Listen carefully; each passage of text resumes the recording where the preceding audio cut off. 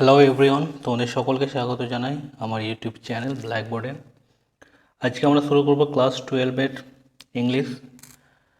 Class 12-এর যে প্রথম গল্পটা পড়বো আজকে আমরা, সেই গল্পটির নাম হচ্ছে দ্য আইজ হ্যাবিট, আর এর রাইটার হচ্ছে রাস্কিন বন্ড।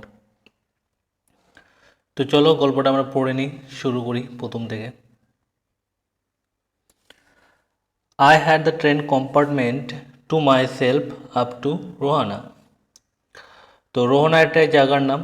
তো রাইটার বলছে I had the train compartment. ট্রেনের কম্পার্টমেন্ট মানে হচ্ছে বগি। ট্রেনের কম্পার্টমেন্টে আমি ছিলাম, টু মাই সেলফ মানে পুরো কম্পার্টমেন্টে আমি একাই ছিলাম।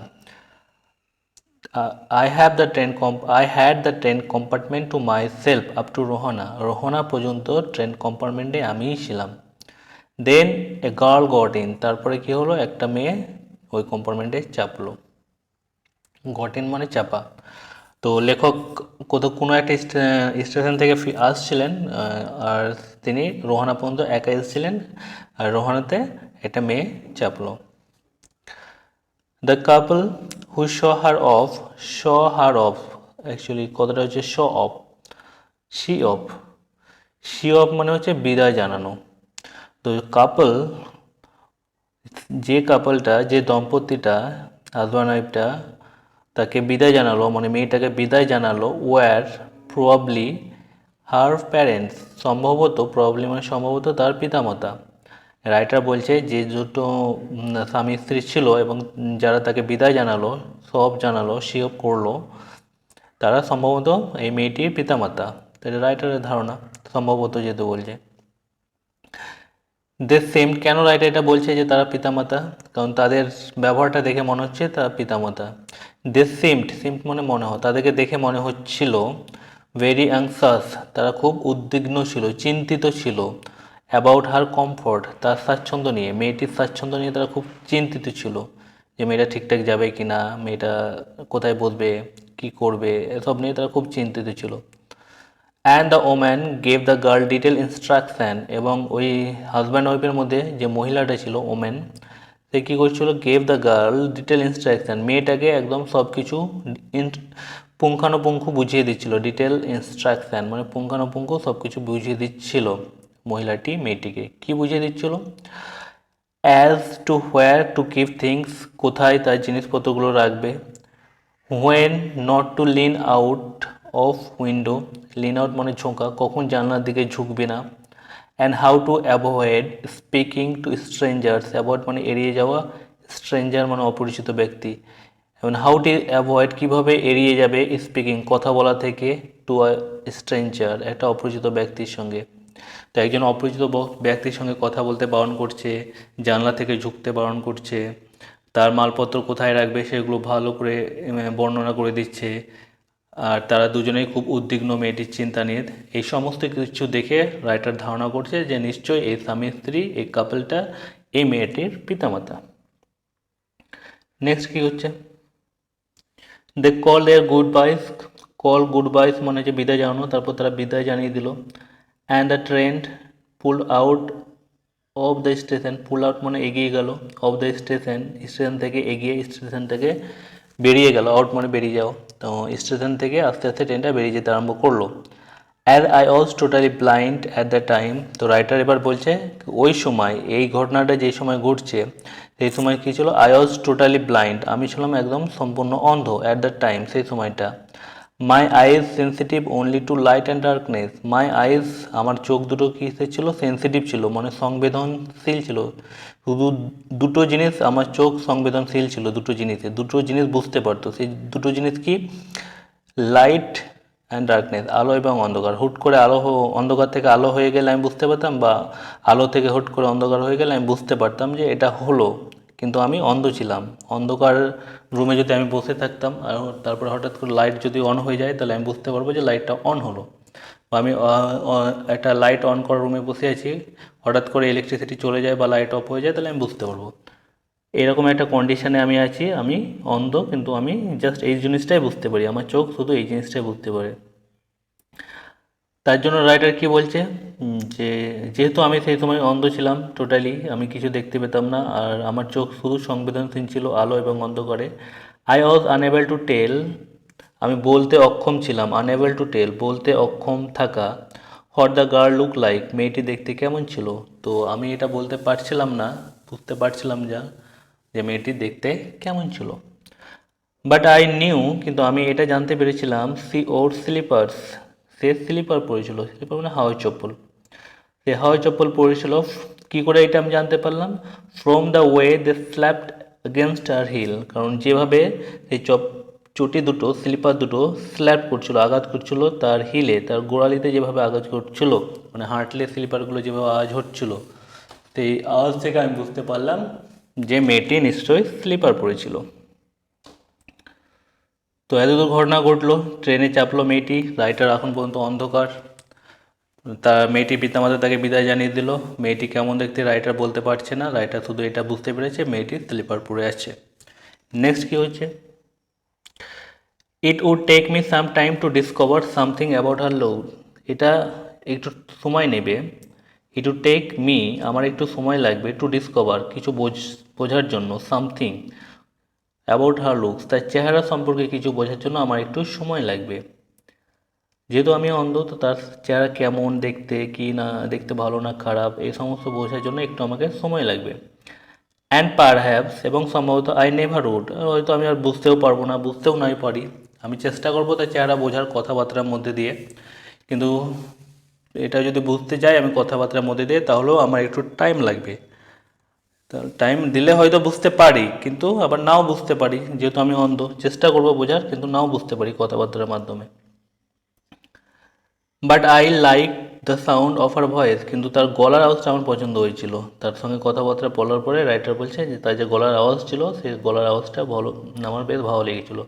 And even the sound of her slipper, এমনকি তার স্লিপারে যে শব্দ ছিল সেই শব্দটাও আমাকে ভালো লেগেছিলো। Are you going all the way to Dehra, I আক্স, তারপরে রাইটার কী বললো, এবার ওরা দুজনে বসে আছে একটা কম্পার্টমেন্টে। তো রাইটার এবার জিজ্ঞেস করলো, প্রথম কোশ্চেন রাইটার কথা বলতে শুরু করলো যে আপনি কি দেহরা যাচ্ছেন। রাইটার এটা কথা বলা এই প্রশ্নটা করার পরে রাইটার একটা ধারণা হলো, সেই ধারণাটা বলছে যে I must have been sitting in dark corner. রাইটারের ধারণাটা কি বলছে যে আমি নিশ্চয়ই অন্ধকার কোণে বসেছিলাম, আমি নিশ্চয় এমন একটা জায়গায় বসেছিলাম যে জায়গাটা ছিল অন্ধকার।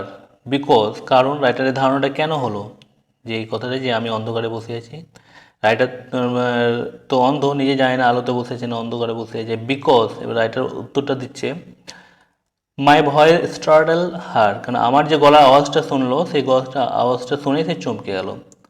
C gave a little exclamation and said, সে একটু হতভম্ব হয়ে গেল। লিটল এক্সক্লেমেশন, ছোট্ট একটু এক্সক্লেমেশন মানে অবাক বোধ হওয়ার একটা এক্সক্লেমেশন দিল। অ্যান্ড সেড, এবং বলল, I didn't know any one else was hair, আমি জানতাম না যে এখানে অন্য কেউ আছে।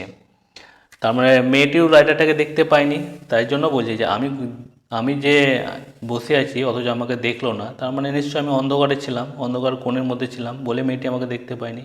সে শুধু আমার গলা আওয়াজটা শুনলো, যখন আমি তাকে জিজ্ঞেস করলাম যে আপনি কি দেরা যাচ্ছেন, এই গলা আওয়াজটা শোনার পর সে চমকে গিয়েছিল, দিয়ে এটা বলেছিল যে আমি তো বুঝতে পারিনি যে এখানে অন্য কেউ আছে।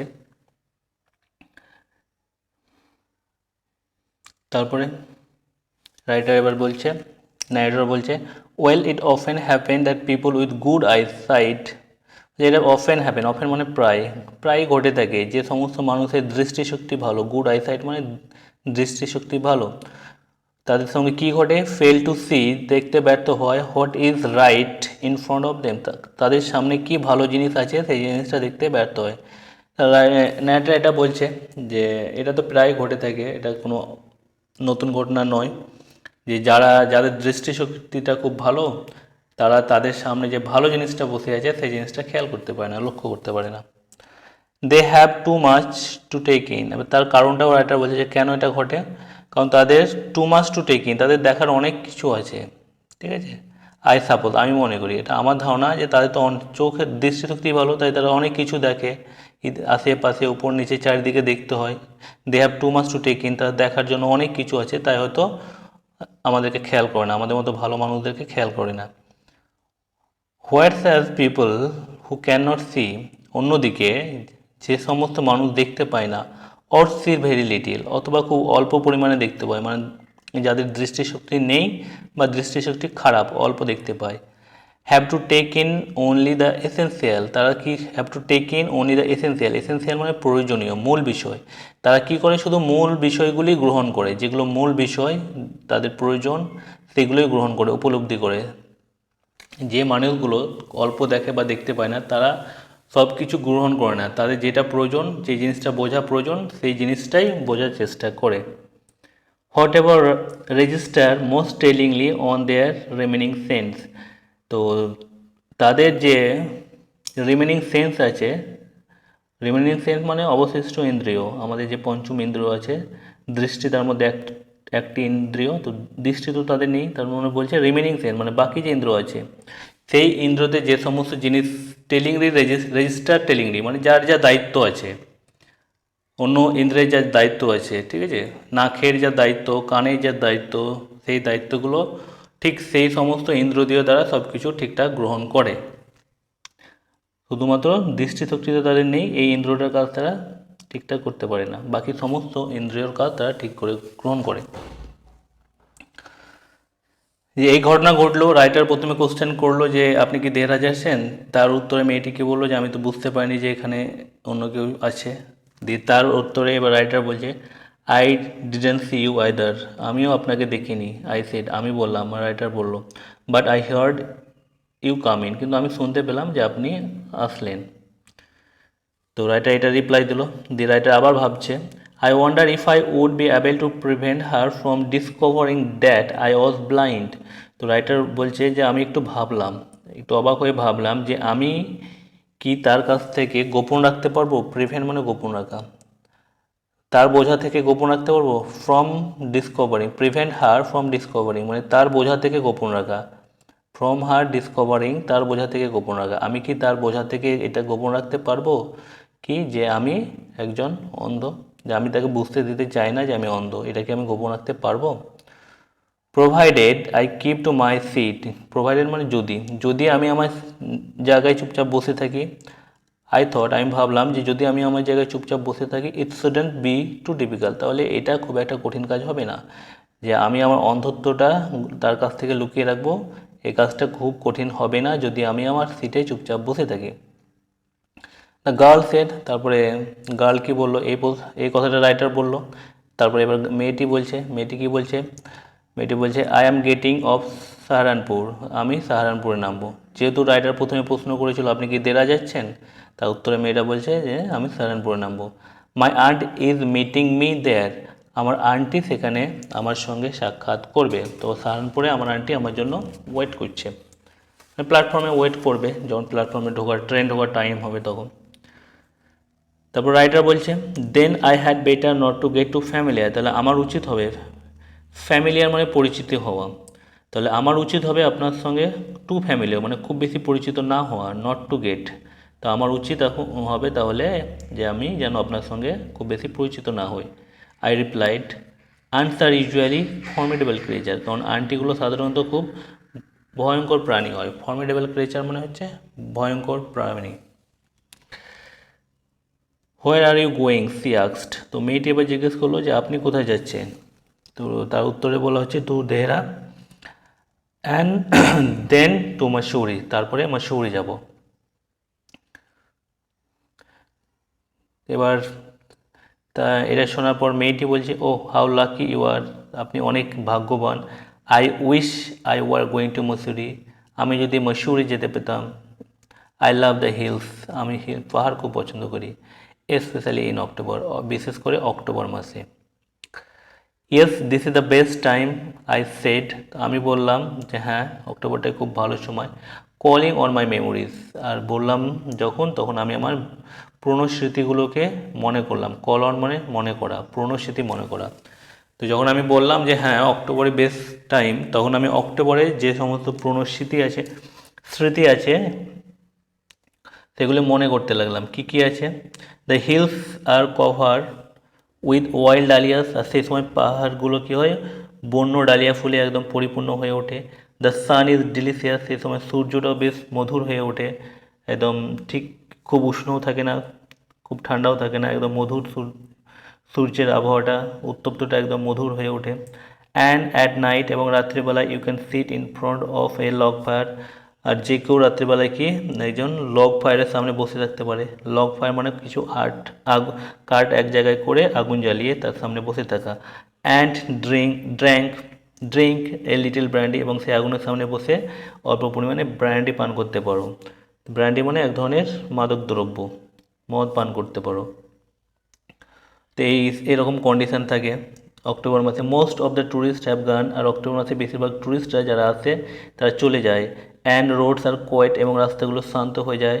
অ্যান্ড অলমোস্ট ডিজার্টেড, এবং এমন একদম প্রায় মরুভূমির মতো ফাঁকা হয়ে যায়। Yes, October is the best time. হ্যাঁ, অক্টোবর হচ্ছে সব থেকে ভালো টাইম।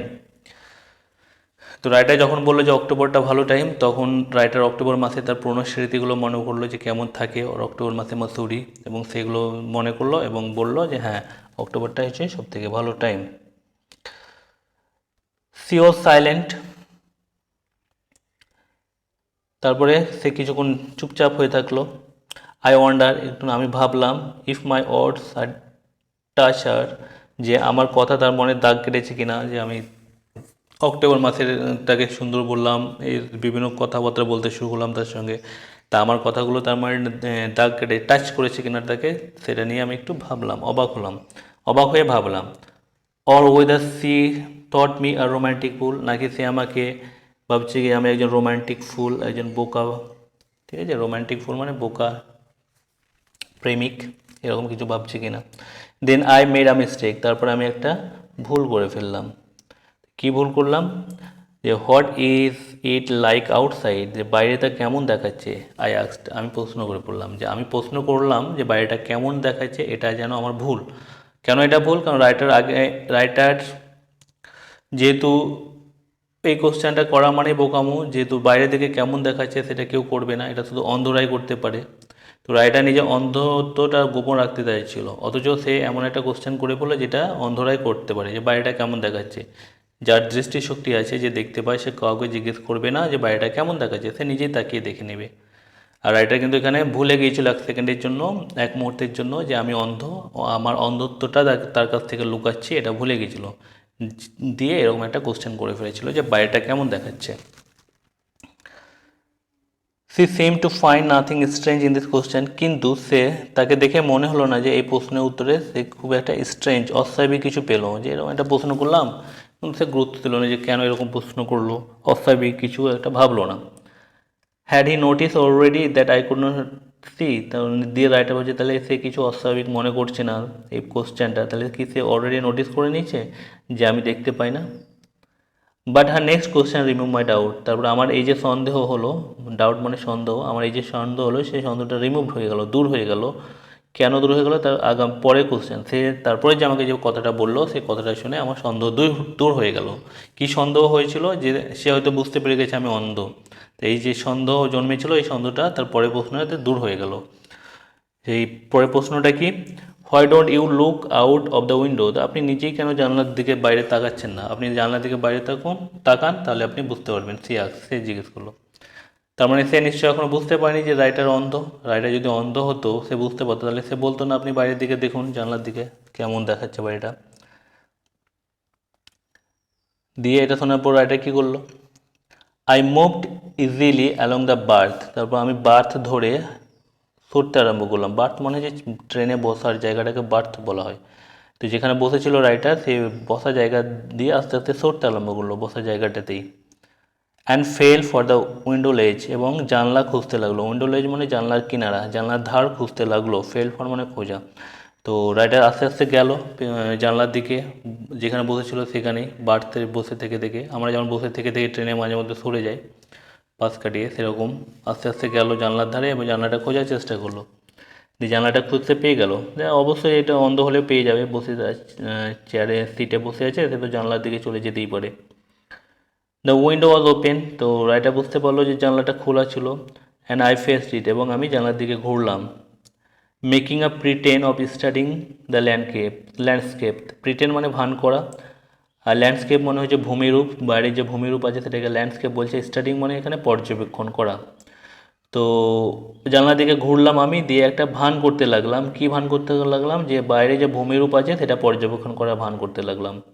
বাইরের ভূমির রূপ দেখার পর্যবেক্ষণ করার ভান করতে লাগলাম। I hear the panting of engine, তো আমি প্যান্টিং অফ ইঞ্জিন মানে ইঞ্জিনের শব্দ, তো প্যান্টিং অফ ইঞ্জিন আমি ইঞ্জিনের শব্দ শুনতে পেলাম। রাম্বেল অফ দ্য হুইলস, চাকার শব্দ শুনতে পেলাম। রাম্বেলস অফ হুইলস মানে চাকার শব্দ। অ্যান্ড ইন মাই মাইন্ড আইজ, এবং আমি আমার মনের চোখে আই কুড সি, আমি দেখতে পাচ্ছিলাম the telegraph post flashing by, যে টেলিগ্রাফ পোস্টগুলো আছে, যে ল্যাম্প পোস্ট টেলিগ্রাফ পোস্টগুলো বাইরে আছে সেগুলো ফ্লাশিং বাই মানে ছুটে ছুটে যাচ্ছে। ট্রেন যখন এগিয়ে যায় তখন ওগুলো মনে হয় পিছন দিকে ছুটে ছুটে যাচ্ছে, তাই সেগুলো আমি দেখতে পেলাম যে সেগুলো ছুটে ছুটে যাচ্ছে। এটা আমি মনের চোখে দেখতে পেলাম, মানে মনে মনে আমি ভাবছি যে এরকম হচ্ছে। হ্যাঁ, তারপর এটা বলছে হ্যাভ ইউ নোটিসড, আপনি কি খেয়াল করেছেন? আই ভেঞ্চার, ভেঞ্চার মানে সাহস করে কোনো কিছু কাজ করা, তো আই ভেঞ্চার্ড মানে আমি সাহস করে বললাম যে আপনি কি লক্ষ্য করেছেন that the trees seem to be moving while we are seem to be standing. Seem to be moving মানে দেখে মনে হচ্ছে ছুটে চলেছে, while seem to be standing আর দেখে মনে হচ্ছে যেন আমরা বসে আছি। তো রাইটার এটা বলছে যে আপনি কি লক্ষ্য করেছেন যে গাছগুলো মনে হচ্ছে ছুটে চলেছে আর মনে হচ্ছে যেন আমরা চুপচাপ এক জায়গায় বসে আছি। এটা রাইটার সাহস করে বলল। সাহস করে কেন বলছে? যে রাইটার যেহেতু অন্ধ, তো এরকম কথাবার্তা বলতে অন্ধদের একটু সাহস লাগে, তার জন্য বললো যে আমি এটা সাহস করে বললাম। এর উত্তরে ও কি বলছে মেয়েটা, দ্যাট অলওয়েজ হ্যাপেন, এটা সবসময় থেকে ঘটে। সি সেড, সে বললো, do you see any animals, আপনি কি কোনো প্রাণী দেখতে পাচ্ছেন? No, I answered quite confidently, আমি বেশ কনফিডেন্সের সঙ্গে উত্তর দিলাম, বেশ কনফিডেন্স সঙ্গে উত্তর দিলাম নো। রাইটার কেন কনফিডেন্স, রাইটার তো দেখতে পায় না, তবু কেন কনফিডেন্সের সঙ্গে বলতে পারলো যে নো? তার কারণটা হচ্ছে I knew that there were hardly any animals left in forest near Dehra, কারণ আমি জানতাম যে দেহরার কাছে যে জঙ্গল আছে, নেয়ার দেহরার কাছে যে জঙ্গল আছে সেখানে হার্ডলি এনি অ্যানিম্যালস লেফট, খুব কম প্রাণী, hardly any animals left, left মানে অবশিষ্ট থাকা, বাই চান্স হয়তো কিছু প্রাণী অবশিষ্ট আছে, দেহরা যে জঙ্গল আছে সেখানে কোনো প্রাণী নেই। হার্ডলি এনি অ্যানিমালস মানে একদম না থাকাকে হার্ডলি বলা হয়, নেগেটিভ। যে হার্ডলি আমার কাছে 1 টাকা হবে, হার্ডলি আমার কাছে 5 টাকা হবে, তাই হার্ডলি মানে একদমই নেই, খুব কষ্ট করে হয়তো হতে পারে। তাই রাইটার বলছে আমি জানতাম যে এখানে দেহরার কাছে যে জঙ্গল আছে সেই জঙ্গলে কোনো প্রাণী অবশিষ্ট ছিল না, তাই আমি সাহস করে বলে দিয়েছিলাম, কনফিডেন্ট করে বলে দিয়েছি no. I turn from the window, তারপরে আমি জানলার দিক থেকে মুখ ঘোরালাম। অ্যান্ড ফেস দ্য গার্ল, এবং মেয়েটার মুখোমুখি হলাম। ফর এ হোয়াইল, কয়েক মুহূর্তের জন্য। উই স্যাট ইন সাইলেন্স, আমরা চুপচাপ বসে থাকলাম। তো এত দূরই থাক আজকে, বাকি অংশটা আমরা পরের দিনে কমপ্লিট করব। তো ভিডিওটি শেষ পর্যন্ত দেখার জন্য ধন্যবাদ। যদি ভালো লেগে থাকে তো বন্ধুদের সঙ্গে শেয়ার করো।